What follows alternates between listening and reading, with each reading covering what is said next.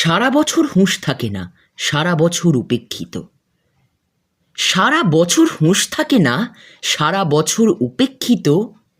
ক্যালেন্ডারের তারিখ হয়েই ঝুলতে থাকে অর্ধমৃত।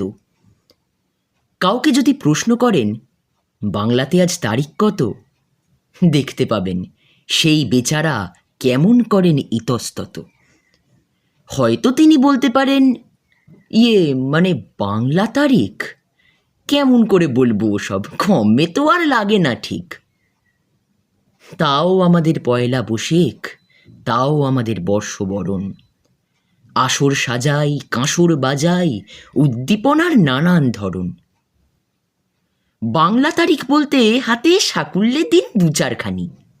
একটি তো তার পয়লা বৈশাখ, অন্যটিকেও সবাই মানি। ঠিক ধরেছেন, কবিগুরুর জন্মতিথি বৈশাখ মাসে।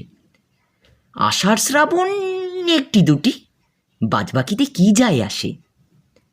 হয়তো পুজো পার্বণে বা বিয়ের তিথি খোঁজার বেলায় সবাই তখন পঞ্জি খোলে, সবাই বাংলা তারিখ মেলায়। ঠেকায় পড়ে দু একদিনই, এরপরে কে রাখবে মনে। বাংলা বছর ক্যালেন্ডারেই ঝুলবে ধুলোর আস্তরণে। বাংলা বছর ক্যালেন্ডারেই ঝুলবে ধুলোর আস্তরণে।